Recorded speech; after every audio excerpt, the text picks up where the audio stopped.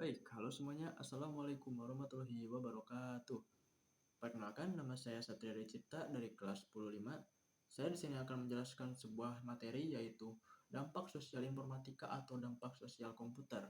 Karena informatika itu secara tidak lain adalah komputer. Baik, kita awali dari sejarahnya dulu. Untuk generasi paling awalnya itu adalah era sebelum 940 atau disebut zaman prakomputer. Mesin hitung mekanisnya itu konsep awal komputer ini muncul dengan ide Charles Babbage tentang differential engine dan analytical engine.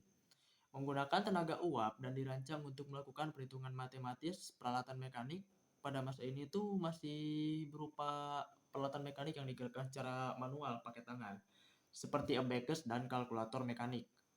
Lalu yang kedua itu adalah generasi pertamanya dari 940 sampai 1956. Komputer elektronik ini menggunakan generasi pertama menggunakan tabung vakum dan pemrosesan sirkuit serta silinder magnetik untuk penyimpanan data. Contohnya Electronic Numerical Integer and Computer adalah salah satu contoh komputer generasi pertama yang digunakan untuk perhitungan militer dan ilmiah. Lalu generasi keduanya yaitu dari 1956 sampai 1963 adalah transistor. Menggantikan tabung vakum membuat komputer lebih kecil, lebih cepat, dan lebih hemat energi. Penyimpanan magnetik itu munculnya dengan magnetic core memory dan bahasa pemrograman tingkat tinggi seperti Fortran dan COBOL. Contoh Unipac A adalah komputer komersial pertama yang menggunakan teknologi transistor. Lalu generasi ketiga dari 1964 sampai 1970. Sirkuit terpadu ini Integrated Circuit IC teknologi IC.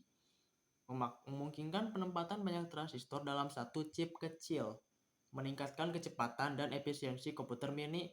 Komputer mini mulai populer menjadi lebih terjangkau dan mudah diakses untuk berbagai keperluan. Sistem operasinya itu dimulai dikembangkan untuk mengelola sumber daya komputer dan menjalankan program. Dan generasi keempatnya adalah 1970 sampai sekarang pada generasi Z kita sampai saat ini. Mikroprosesor pengembangan ini chip tunggal yang mengandung seluruh unit pemrosesan memungkinkan komputer menjadi lebih kecil, lebih murah, dan lebih kuat lagi dari yang sebelumnya.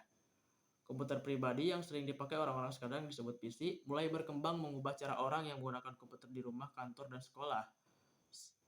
Seperti LSI atau disebut juga Large Scale Integration, ribuan IC didapatkan ke dalam satu chip microprocessor sangat kecil dengan graphical user interface. Sistem operasi ini antarmuka grafis seperti Windows mulai populer membuat komputer lebih mudah digunakan.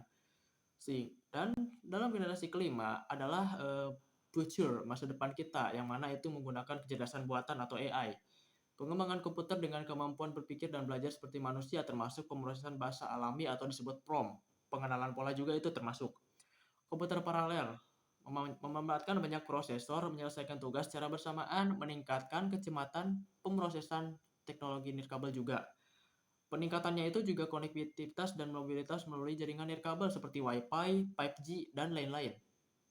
Komputasi awan juga sangat berpengaruh pada sumber daya komputasi dan penyimpanan data melalui internet.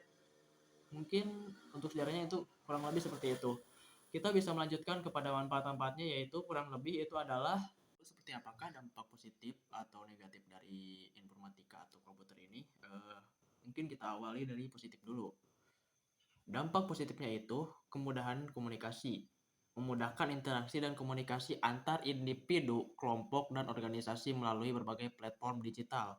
Akses informasi ini mempercepat penyebaran informasi juga dan pengetahuan seperti berita internet, sumber daya digital juga lainnya itu sangat berpengaruh sekali.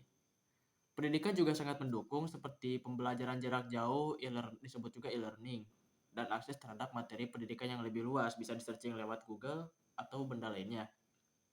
Dalam ekonomi itu memfasilitasi juga perdagangan elektronik seperti bisnis baru, bisnis online itu berpengaruh juga.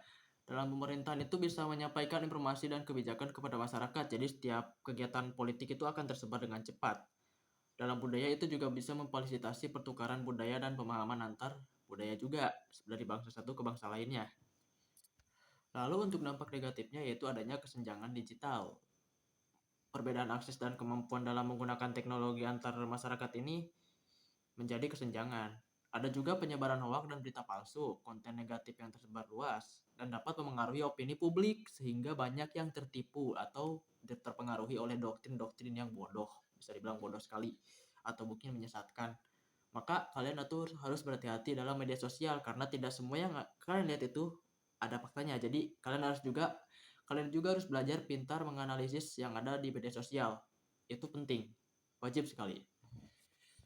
Ada juga seperti perundungan di dunia maya atau kita sebut cyberbullying. Perilaku agresif yang dilakukan melalui media sosial atau platform digital lainnya. Ada juga kecanduan teknologi, ketergantungan pada perangkat, platform digital, tiap hari main game, tiap hari medsosan, itu salah satu dampak negatifnya. Pelanggaran privasi juga ada, seperti penyalahgunaan data dari orang lain, informasi sensitif yang tiba-tiba disebarkan. Sekarang itu ramai yang namanya doxing. Itu tuh yang sering menyebarkan informasi pribadi orang lain dengan membobol datanya lewat sistem hack tertentu. Ada juga ancaman keamanan seperti serangan cyber dan pencurian data.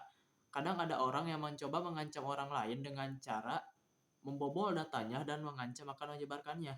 Biasanya orang tersebut itu adalah orang yang penting, orang yang tersembunyi sehingga tidak mau identitasnya terbuka ke publik. Setelah kita mengetahui sejarahnya, informatika ini juga memiliki dampak-dampaknya. Yang pertama itu informatika itu memiliki dampak yang sangat signifikan kepada aspek ekonomi dan sosial. Secara ekonomi ini, informatika ini mendorong pertumbuhan ekonomi melalui efisiensi dan produktivitas yang lebih tinggi, serta munculnya bisnis online, jualan online secara sosial. Informatika mempermudah komunikasi, akses informasi, dan mendukung perkembangan. Disebut juga interaksi tidak langsung, yang mana ini juga kadang menjadi pendidikan serta hiburan bagi orang-orang. Aspek hukum dalam dampak sosial informatika itu mencakup berbagai isu terkait pelanggaran hak cipta seperti Undang-Undang Nomor 12 Tahun 2014, pencemaran nama baik, penyebaran berita bohong, dan kejahatan cyber lainnya. Regulasi yang ada perlu itu terus diperbarui untuk mengatasi tantangan yang muncul akibat perkembangan teknologi informasi. Bahkan sekarang sedang dibuat teknologi yang untuk mengatasi AI ini karena ada juga yang menyalahgunakan AI ini seperti Anda ingat kejadian yang lama lalu kayak AI yang foto Jokowi sama foto Prabowo itu dibikin ciuman itu, nah yang viral itu pernah terjadi. Seperti itu kira-kira yang menjadi pelanggaran terbaru kita dari perkembangan teknologi ini. Seperti itu bentuknya. Sekarang sedang dibuat isu terkait hal tersebut, mungkin seperti undang-undang dan pasal. Soalnya ya kalau kita memakai undang-undang yang lama itu udah gak relevan sama sekali.